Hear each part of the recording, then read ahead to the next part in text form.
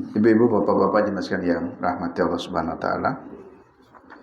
Kita akan melanjutkan kajian tafsir surat Al-Anbiya memasuki ayat 87 sampai 88. Di dua ayat ini akan menjelaskan tentang kisah Nabi Yunus. Ya, jadi ini kisah-kisah pendek para nabi. Hadihil qissatu Yunus alaihi salam. Ini adalah kisahnya Yunus alaihi salam. Tabayyana mada fadlillahi wa in'amihi alaihi kama an'ama 'alal anbiya'i al-mutaqaddimina alladhi dzakara qisasihi. Di dalam dua ayat ini akan dijelaskan tentang nikmat dan fadilah yang diberikan Allah kepada Nabi Yunus, sebagaimana nikmat-nikmat yang telah Allah berikan kepada nabi-nabi sebelumnya yang telah dijelaskan dalam kisah-kisah sebelumnya. Kemudian di dalam ayat ini, dua ayat ini kita akan menjelaskan wa ajaba da'ahum ba'dal qurbi wasiddah. Ini akan menjelaskan tentang terkabulkannya doa. Diterkabulkannya doa mereka setelah ditimpa satu kesidahan, kesulitan, kesukaran. Nah, ibu-ibu, bapak-bapak dimasukkan yang rahmatullah subhanahu wa ta'ala, ayat ini pendek saja karena memang kumpulan kisah-kisah singkat di dalam surat Al-Anbiya ini. Setelah sebelumnya kisah siapa kemarin? Nabi Ismail, Idris, dan Zulkifli. Nah, yang Zulkifli itu nama lainnya Ilyas. Nah, di sini dalam Al-Quran disebutnya wadan nun. Dan nun itu maksudnya Yunus. Wadkur ayyuhar rasul qissata Yunus bin Matta. Yunus itu adalah namanya Yunus bin Matta. Jadi bapaknya Matta namanya. Ba'asahullahu ila ahlil qaryati Yanwa. Yunus itu tinggalnya di daerah Yanwa. Min ardil Mausul, dekat kota Mausul. Yang kalau sekarang itu di Irak gitu. Jadi Yunus itu biar lebih mudah saja ingatnya di kota Yanwa. Yanwa itu ada di Irak. Nah, jadi tinggal Yunus di Irak. Kemudian Yunus ini fada'ahum ilallahi ta'ala wa ila tauhidihi wa ta'atihi. Yunus seperti nabi-nabi yang lainnya mendapatkan tugas untuk berdakwah, mengajarkan tauhid, mengajarkan ketaatan kepada Allah. Namun sayang, fa'abu alaihi, mereka enggan. Jadi umatnya Yunus saat itu mereka hendak mau untuk mengikuti dakwahnya Yunus. Jadi mereka menentangnya. Watamadu 'alal kufrihim, dia tetap kekeh di dalam kekafirannya. Jadi tetap dalam kekafiran.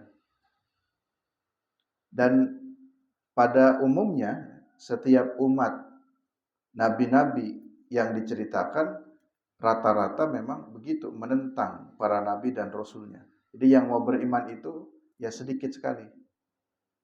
Sehingga kalau kita belajar kitab tauhid, dalam kitab tauhid itu ada hadis yang mengatakan nanti di akhirat itu setiap umat itu akan berkumpul dengan nabi-nabinya masing-masing. Ada nabi A, pengikutnya cuma beberapa orang, nabi B, pengikutnya cuma beberapa orang. Tapi ada sekelompok, ya ada satu nabi yang kelompok pengikutnya kok banyak sekali. Nah, itu salah satunya adalah umat terakhir, umat Nabi Muhammad SAW. Jadi umat nabi sebelumnya sedikit pengikutnya. Sekarang kita per hari ini kita insya Allah selalu mengikuti ajaran-ajaran Rasulullah. Ya. Jadi kan banyak sekali umatnya Rasulullah ini nabi yang terakhir itu. Dan rata-rata dalam kisah-kisah para nabi, setiap umatnya yang durhaka, pertama umat yang mau beriman sedikit, yang kedua ketika ada umatnya yang durhaka biasanya dibinasakan. Seperti kisah sebelumnya, umat Nabi Nuh binasakan dengan banjir. Umat Nabi Lot juga dibinasakan dengan ditenggelamkan ke dalam perut bumi. Ya. Jadi itu rata-rata kisah umat-umat yang durhaka sebelumnya itu dibinasakan oleh Allah. Nah, di sini ada fenomena yang menarik. Umat Nabi Nuh ini sebenarnya dia durhaka kepada Allah tapi nanti tidak dibinasakan. Jadi umat Nabi Nuh dibinasakan banjir, umat Nabi Lut dan beberapa umat yang lainnya. Di sini ada satu kisah umatnya Nabi Yunus ya. Umatnya Yunus ini sebenarnya dia durhaka kepada Allah dan sudah diancam oleh Nabi Yunus, tapi kemudian Allah tidak membinasakan. Baik, di sini pada kalimat ketika fa'abu alaihi wa tamadu ala kufrihim. Umatnya Yunus itu mereka enggan, aba, menolak dakwahnya Yunus. Wa tamadu ala kufrihim, dan mereka tetap kekeh ya di dalam kekufurannya. Akhirnya fa kharaja min bainihim mughadiban lahum. Mohon maaf, ini bukan untuk membuat negatif kepada Nabi. Nabi Yunus itu enggak sabar. Hanya beliau pergi. Jadi fa kharaja min bainihim mughadiban, pergi meninggalkan umatnya. Mungkin kalau kita sudah dikandani susah, dakwah sudah lama, enggak ada yang mau beriman gitu. Jadi Nabi Nuh itu mohon maaf ya, beliau marah, kecewa. Sudah dakwahnya capek, lama, tidak ada orang yang mau beriman kepada Allah. Tidak ada orang yang mau mengikuti dakwahnya. Akhirnya mughadiban, dalam keadaan marah. Sehingga tadi dalam ayatnya wadanun idzahaba mughadiban. Dan Danun ya, Danun itu nanti dal khut. Khut itu ikan, nanti kan akan dimakan ikan Nabi Yunus. Nama lain Yunus dan Nun. Idhahaba, ketika dia pergi mughadiban, halnya marah, dalam keadaan marah. Nah, jadi memahami ayat tadi ada pengantarnya dulu. Kenapa Nabi Nuh pergi dalam keadaan marah? Ya tadi, karena Nabi Nuh ditugaskan oleh Allah berdakwah di Qaryah Yanwa, daerah Irak. Lalu karena sudah diajak, tidak mau, umatnya tetap menolak, ya tidak ada pengikut. Fa'abu alaihi, lalu kemudian mereka menolaknya, enggan untuk mengikuti dakwahnya Nabi Yunus, dan mereka tetap dalam kekafiran. Akhirnya fakharaja min bainihim mughadiban, ia keluar meninggalkan umatnya, mughadiban, halnya marah atau dalam keadaan marah. Mungkin kasus ini bisa saja terjadi jika seperti kita dalam konteks yang berbeda. Ibu saking jengkelnya kepada anak-anak dan nggak bisa diajak damai, nggak bisa, akhirnya dah ibu yang pergi saja. Nah, ibu marah. Marahnya dalam bentuk pergi, pergi saja. Tapi apakah putusan marah, pergi meninggalkan keluarga karena konteks marah bijak? Apakah, mohon maaf, Nabi ketika berdakwah atau siapapun seorang dai mubalik ketika berdakwah lalu dakwahnya ditolak di kampung itu, lalu kemudian mutung, nggak mau berdakwah lagi. Lalu siapa tahu dari sekian orang itu ada juga yang hatinya itu ingin tapi belum sempat saja, belum terbuka saat itu. Dan marahnya Yunus ditambah dengan wa au'adahum bil adabi ba'da salas.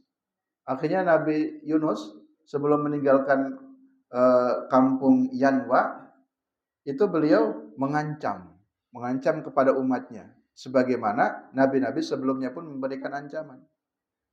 Kalau kamu durhaka kepada Allah, maka tunggu, akan ada azab yang menimpa kepada kalian.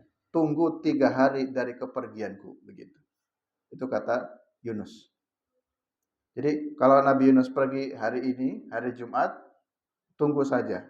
Karena kalian durhaka kepada Allah, maka akan ada azab yang menimpa kepada kalian semua. 3 hari dari kepergianku. Wa au'adahum bil adab ba'da salas, setelah 3 hari. Falamma tahaqqaqu minhu dalika wa alamu anna an-nabiyya la yukadibu kharaju ila sahra wa farraqu bainal ummahati wa auladaha summa tadarra'u ila Allah. Nah, rupa-rupanya kaum yang tadi diperingatkan oleh Nabi Yunus bahwa kalian akan dibinasakan oleh Allah sebagaimana umat-umat sebelumnya. Jadi umat-umat sebelumnya pun begitu. Siapa yang durhaka menentang ya Allah dan Rasulnya akan dikenakan azab oleh Allah. Ternyata mereka sadar. Setelah Nabi Yunus itu, aduh, benar ini. Karena wa'lamu mereka mengetahui anna nabiyya la yukadzibu. Nabi itu sesungguhnya tidak akan berdusta. Jadi ancaman Nabi Yunus ini malah ditakuti. Wah, jangan-jangan kita akan kena adab. Tapi mau mengejar Yunus sudah enggak ada, udah pergi. Ya, udah mudik kampung ke Sulawesi. Dicari orang yang enggak ada. Ke Kalimantan pada pergi. Jangan pergi Bu, di sini aja. Lah kemarin enggak mau. Jangan pergi. Salah ya Pak ya. Hanya mereka menyesal. Lalu kemudian mereka mencari Yunus. Lalu mereka pun meninggalkan keluarganya. Itu demi untuk bertobat mencari Yunus. Kita Ustaz, jangan pergi Ustaz, kemana? Dulu kan Yunus belum bawa HP, jadi susah. Karena ada Ustaznya ada membaliknya pergi kan ditelepon. Tapi mungkin teleponnya dimatikan, biar nggak ada yang telepon karena lagi marah. Seperti orang lagi marah kan, nggak mau dihubungi, teleponnya dimatikan, dihubungi susah. Nah. Akhirnya, summa tadarra'u ilallah. Mereka itu merendahkan diri di hadapan Allah. Bahasa lain bertobat, ya Allah, kami menyesal ya Allah. Kami telah menolak ajakan dakwah Nabi-Mu ya Allah. Gitu. Jadi intinya mereka bertobat. Tapi Nabi Yunus tidak tahu kalau mereka itu bertobat. Jadi kira-kira kalau dibayangkan, loh ini sudah lebih 3 hari kok nggak terdengar kabar di kampung itu bencana ya, musibah. Jadi setelah 3 hari ternyata Allah tidak memberikan azab. Tidak memberikan azabnya itu karena Allah mempertimbangkan. Jadi kira-kira ada 2 doa nih, 2 doa. Satu, Nabi Yunus berdoa, turunkan azab kepada kaumku ya Allah yang begini begitu. Biasanya kan dikabulkan tuh doa Nabi. Tapi di sisi lain, umat itu juga berdoa, ya Allah kami bertobat, kami menyesal, tolong jangan timpakan azab kepada kami. Jadi kira-kira ada 2 doa. Mana yang dipertimbangkan oleh Allah?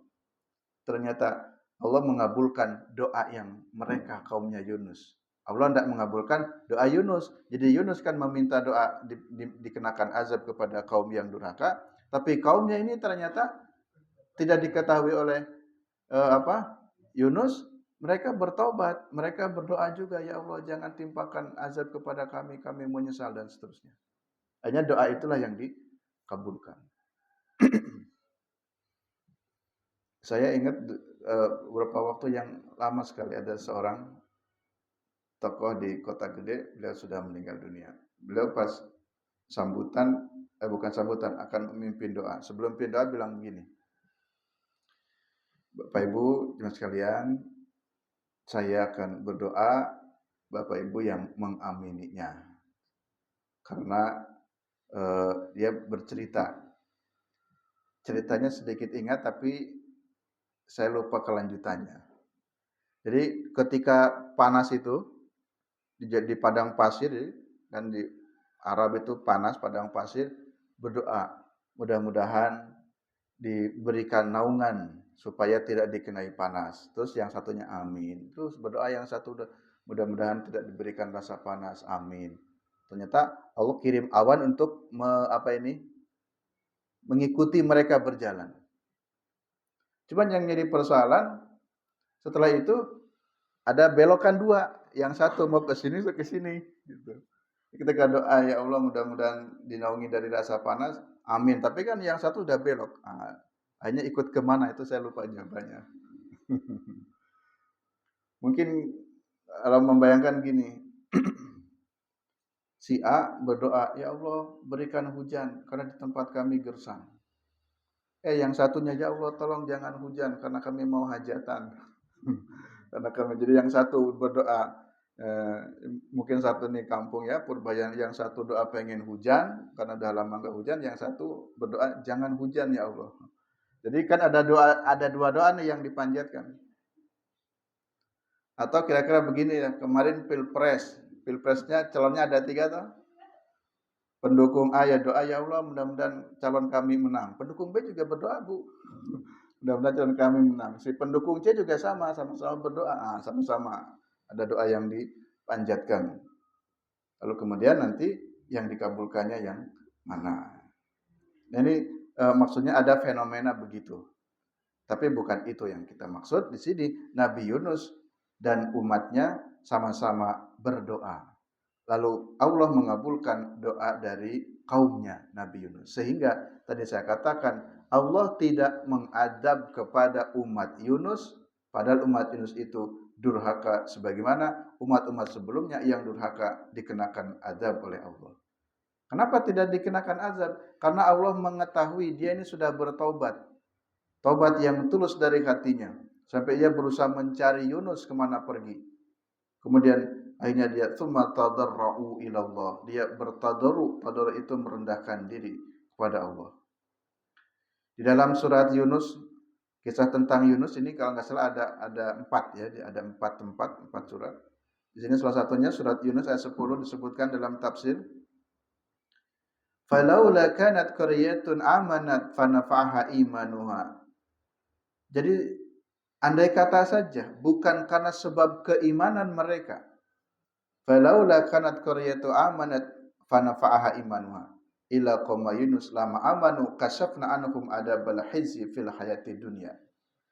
Jadi andai kata saja bukan karena sebab keimanan yang dimiliki oleh hati-hati mereka, hati kaum Yunus, maka tentu kami Allah akan menurunkan azab kepada dia. Tapi alhamdulillahnya sebelum Allah turunkan azab, itu kaumnya itu segera sadar dan bertobat. Nah, itu. Sehingga Allah tidak jadi menurunkan azab. Sehingga kalau dalam istilah doa itu, salah satu yang bisa menjadi penghalang takdir hanyalah doa.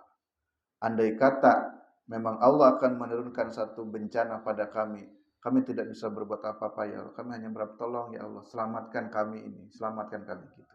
Ya paling itu yang bisa kita ikhtiarkan, kita upayakan. Baik. Sekarang kita akan bercerita tentang Nabi Yunusnya yang pergi itu, ya. Nah, di dalam ayatnya begini dulu. Fadhanna an la naqdiru alaihi. Nabi Yunus donna itu mengira. Bisa makna juga meyakini. Dalam hatinya meyakini bahwa kepergian Yunus itu alla naqdiru alaihi. Allah tidak akan memberikan kesusahan dalam perginya itu. Mungkin dalam benaknya seperti kita juga membayangkan, udahlah, saya sudah berdakwah di sini bertahun-tahun, masyarakat juga enggak mau menerima dan seterusnya, saya hijrah saja, saya pergi saja. Dan kepergiannya itu tidak merasa bersalah memang. Memang tidak bersalah juga. Pergi sehingga donna menyangka, mengira alla naqdiru alaihi, Allah tidak akan memberikan naqdiro kesusahan, kesulitan. Ternyata Allah memberikan ujian. Allah memberikan naqdiro alaihi, Allah memberikan kesusahan kepada Yunus. Jadi dalam bepergiannya itu ada ujian lagi. Dikira selesai meninggalkan satu masalah untuk pergi kepada yang lain, tapi ketika mengambil opsi yang lain, di situ Allah kasih ujian lagi. Saya kalau ada santri mau keluar pondok, kan saya tanya dulu, ajak cerita dulu kenapa alasannya. Nanti umpamanya cerita, anutat di sini ada masalah bla bla bla dengan teman umpamanya bla bla bla atau apalah masalahnya. Saya bilang gini, lalu dengan ada masalah kamu pergi dari sini, apa masalahnya selesai? Jangan-jangan pergi dari sini pindah ke tempat yang lain, di situ masalah lagi. Jadi bagaimana kita belajar menghadapi masalah, bukan menghindari, melarikan diri dari masalah. Karena masalah itu dimanapun juga akan ada. Umpamanya di sini kalau saya suka tidurnya gelap tapi yang lain terang, jadi saya nggak betah mau. Ya di mana saja kalau berkomunitas mesti akan menemukan yang mungkin tidak sama keinginannya dengan dirinya. Jadi bukan begitu cara menyelesaikan masalah. Bukan ada masalah lu pergi. Padahal dalam pergi itu mungkin akan ada masalah lagi. Tapi bagaimana kita belajar menghadapi masalah. Dan teorinya masalahnya semakin besar, tandanya kamu akan menjadi orang besar. Jadi semakin besar masalahnya kan semakin teruji. Karena tidak ada para nabi, para rasul, para sahabat, tokoh-tokoh besar yang tiba-tiba ujug-ujug jadi besar. Itu mesti melalui rintangan-rintangannya dulu. Ada masalah yang dihadapi. Nah, Yunus, mohon maaf, Yunus berpikirnya donna, mengira, jangan enggak ada masalah lah. Ini sudah solusi yang terbaik, saya pergi, saya tinggalkan. Ternyata enggak. Justru Allah memberikan lagi cobaan, ya. Memberikan cobaan di dalam putusan untuk meninggalkan kaumnya itu. Nah, fa innahu dhahaba farakaba maqamin fis safinatin. Yunus pergi dan lari mengejar safinah. Safinah itu perahu. Yang perahu itu akan berlayar, dikejar supaya tidak ketinggalan beserta beberapa kaum. Ada beberapa orang yang sudah naik perahu itu. Fattarabat bihim wa khafu ay yaghriqu. Nah, sebelum sampai situ, saya baca di sumber yang lain. Kan tadi Nabi Yunus kan di Irak. Hanya dia pergi lari ke daerah Suriah. Coba bayangkan Irak Suriah kan jalan kaki jauh sekali. Terus dari Suriah pergi ke Palestina. Nah di Palestina itulah ada laut. Saya lupa nama lautnya apa ya. Nah di situ Nabi Yunus berlayar di situ. Sehingga tadi penduduk kaum yang di Irak yang ditinggalkan kan mencari Yunus ya kesulitan. Ya dia tinggal hanya bisa mengadu kepada Allah saja, mohon pertobatannya. Nah, jadi Nabi Yunus itu berlayarnya di Palestina. Dia dari Irak berjalan terus sampai ke Palestina. Nah, di sini dalam kitab disebutkan setelah itu menemukan safinah, perahu yang akan berlayar. Akhirnya Yunus pun mengejar, ikut naik. Ternyata ada masalah. Setelah perahu berlayar, fantarabat bihim wa khafu ay